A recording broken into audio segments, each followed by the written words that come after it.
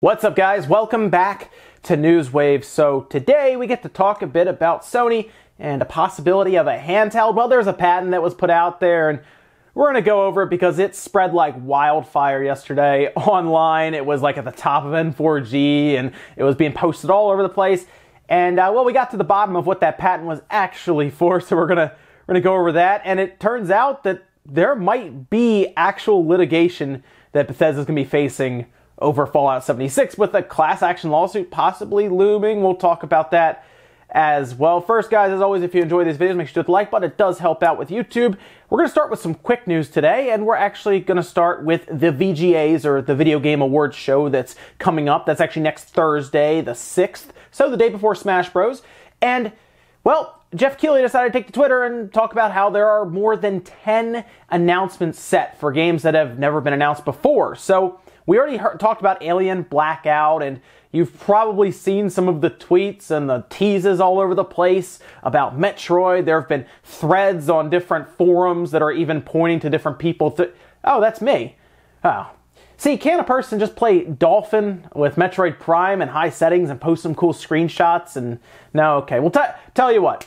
Tune in this weekend for Spawncast, and maybe we'll make some interesting predictions for the VGAs, since it's the last one before then. So why don't you come by then? It's 9 p.m. Eastern Time, Saturday night, and check that one out. I think you'll want to tune in there. But there are a lot of people speculating as to what could show up there. Nintendo, of course, will be there with something. It could be Metro related. It could be something else. It's hard to say, because last year they surprised us with like a shadow drop of the Zelda DLC. And of course, Bayonetta was there. Bayonetta 3 got announced, and then the compilation did as well. So who knows what Nintendo could show up with. But then there's also other studios. 10 announcements, while not every one of them is going to be a megaton, you figured you're probably going to get stuff from some other studios, possibly Rocksteady, possibly the Avengers project that's being done by Square.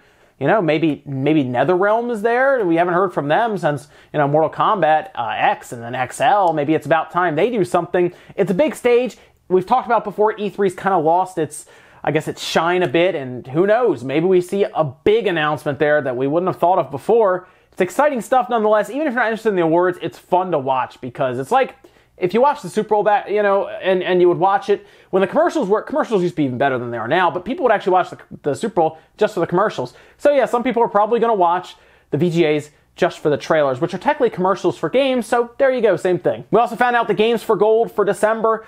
They're not crazy. One I'm actually happy for, because I like the game. It's from the original Xbox. Here's actually a slide here that shares them.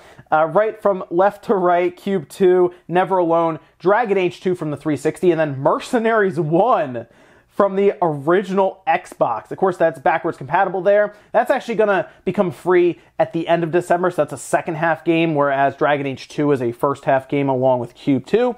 So I like Mercenaries, but it's odd. I will say this. It's odd that the game that I'm excited for with games with gold isn't really an Xbox One game. Instead, it's an original Xbox game. Fun game, don't get me wrong, but it's still an original Xbox game. It's odd they didn't have anything big. I mean, we had Battlefield 1 that was just given away, and while it's an older game, some people say it's better than the new Battlefield, which, by the way, got knocked down 50% to $30. That didn't go so well for them. Anyway, yeah, the games with gold, a bit underwhelming, but Mercenaries, if you've never played it because maybe you didn't have an original Xbox or you missed it, check that one out. That's actually a fun game. Also, we've talked about crossplay before, with Sony being kind of not that interested in crossplay. Fortnite, of course, might be the exception, except there's actually another game now that we found out about with an interesting interview in Famitsu that was translated that talks about how Dragon Quest Builders 2 will have a form of cross-communication between the PlayStation and the Switch. I say cross-communication because it's not technically cross-play, but instead in the game for Dragon Quest Builders 2, you can actually use a bulletin board where you can essentially upload pictures of the islands that you've created, and it'll allow you to visit those islands yourselves. And what was fascinating here is it looks like the PlayStation 4 and the Switch will actually allow you to do that pretty much cross-platform, so you can send those back and forth on the bulletin board. Maybe Sony really is becoming a bit easier with cross-play if a company actually comes to them and asks them about it. Maybe not full on to the point where you're both in the same room like Fortnite, where you're playing against each other, but to the point here where you're sending communication back and forth, it's still something technically. And with quick news out of the way, let's jump into the bigger stuff. We're starting with Fallout 76, which has probably been the most disappointing game, I would say, just looking at reviews and people's reactions and the firestorm that it's created for Bethesda. Probably the most disappointing game of the year. I think that's pretty clear at this point. But could it get so disappointing that there would actually be a lawsuit filed against Bethesda? Because this seems to come from Reddit. There was a post that was made, which has since been removed, by the way, and I think they kind of caught on to what I kind of thought the first time I saw it as well, and others. Could have been a bit of self-promotion as they put that there. But before it was removed, we actually did have some of it transcribed and copied, saying, Rafa LLP is currently investigating Bethesda Game Studios for releasing a heavily glitched game, Fallout 76, and refusing to issue refunds for PC purchasers of the game who found it to be unplayable because of its technical problems. While minor bugs and glitches are expected with the release of most new games, Fallout 76 launched with a 56GB patch that has proven to be but a starting point for the game's problems. Gamers who have tried to receive a refund because of the game's myriad glitches have been unable to do so since they downloaded the game, leaving them to deal with an unplayable experience until patches bring it back to a playable state. Now, they of course included contact information where you can essentially call them up and say, I want in on this class action lawsuit. That post was removed because it did seem like, yeah, they were trying to push their I guess just their business at that point. But it brings up an interesting situation here. Would a class action lawsuit actually work against Bethesda? Because I feel like that's something they would just want to shut down. If it ever came to that and it looked like it was going to actually go to court, I feel like Bethesda might just settle and maybe even refund people.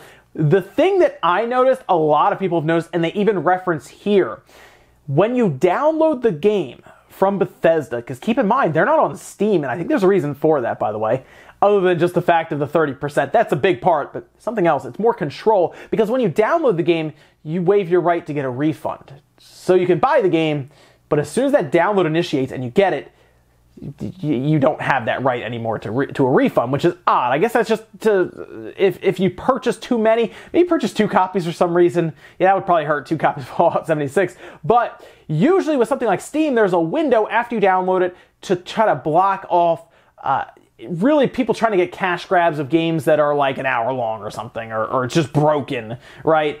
If Fallout 76 is broken, it's pretty clear. It's been covered by places even like Digital Foundry. And here we are now where people want their money back and Bethesda doesn't want to give it back to them because their fine print says they don't have to. But is that actually good for a consumer who feels like they've pretty much been taken advantage of? Well, that's what I guess this class action lawsuit that potentially could happen would show us. That's the thing. We don't really know if it's actually a thing and it's actually happening, but it hasn't brought up tons of interest, over 18,000 upvotes on Reddit, tons of comments. It seemed like they kind of had the ball rolling there rapidly. Fallout 76 is in the news. It's high profile, so I understand why this firm would want to try to get that case going.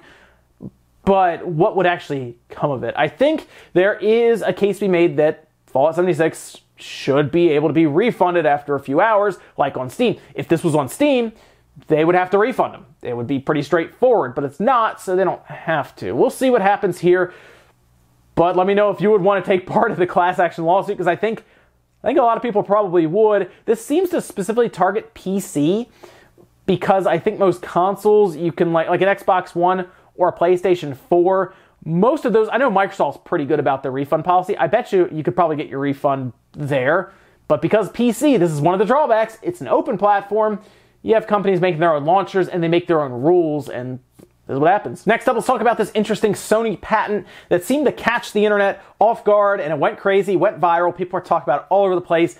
The possibility of this pointing as evidence towards Sony re-entering the handheld market. And while they have expressed interest, specifically John Codera, they've never really said much after him saying, we got to keep an eye on that handheld market because it could be a way to deliver new experiences.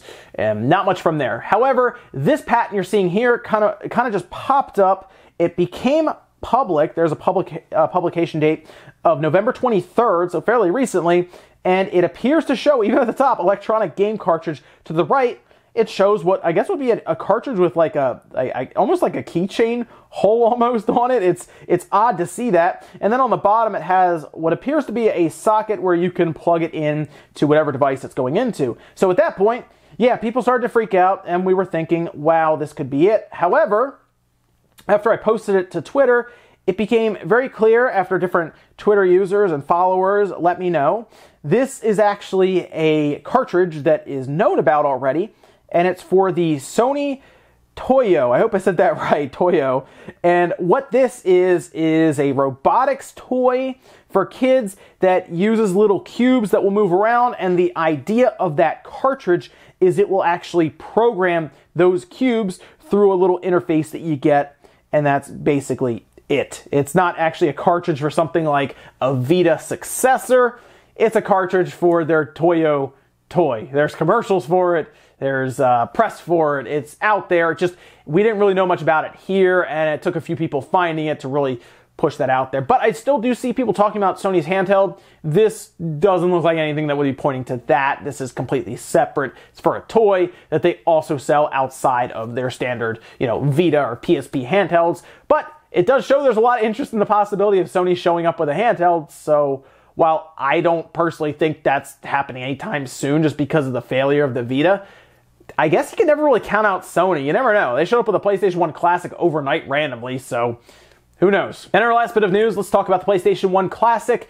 Probably for the last time, unless it gets hacked immediately, or, well, I guess we're going to take it apart and check it out and everything. I mean, more for the news and the previews and everything, because it's coming out Monday, so I'll be picking it up right away. We'll be checking it out here. I want to get it apart and see if they cheaped out in there. The one thing I keep seeing is it looks like it's built pretty well, right? There's at least some care and attention to detail there, but, well, the embargo lifted on it for reviews, and it went about as well as we thought it would, especially hearing about the PAL versions of the games and the emulator being what appeared to be bare bones.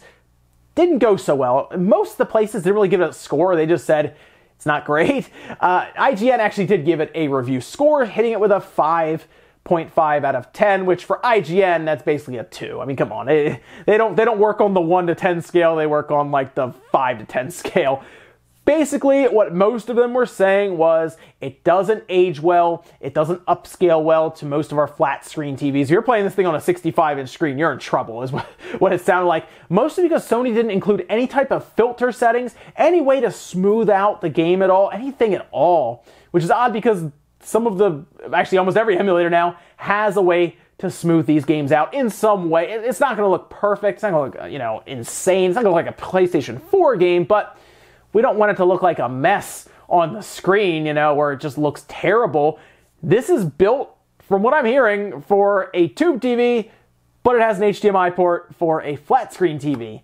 Yeah, and it does look like the PAL versions do affect how the games feel, how they play, and Tekken 3 does seem to heavily suffer from it. They did say, though, again, the system itself seems to be built well. I'm actually excited to take it apart to see what's going on in there, but as for the system itself, bare bone features, just terrible emulation with frame rate issues, and just it doesn't look great. So I don't know what happened here with Sony.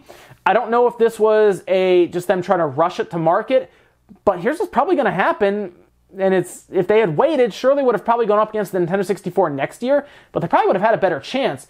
What's going to happen this holiday is the Super Nintendo Classic and the Nintendo Classic are probably going to outsell the PlayStation 1 Classic. So Nintendo is going to win this 90s rerun of the console wars by doing nothing. Ladies and gentlemen, that's going to do it here for Newswave today. If you enjoyed this video, hit the like button, guys. Really does help out. If not, hit the dislike. Leave comments down below about everything we talked about today, whether it's Fallout 76 and a possible class action lawsuit. I'm curious if you think there is a case there to be had, and I guess if you'd be interested in jumping into that, because I know a lot of people are pretty mad with Bethesda about Fallout 76. Then what about the PlayStation 1 Classic? Again, are you getting it? Or are you just you're kind of done with that? And then the VGA Awards, what's your best guess? What are you betting on there? I'm curious as well. Thanks guys for watching, and I'll see you next time.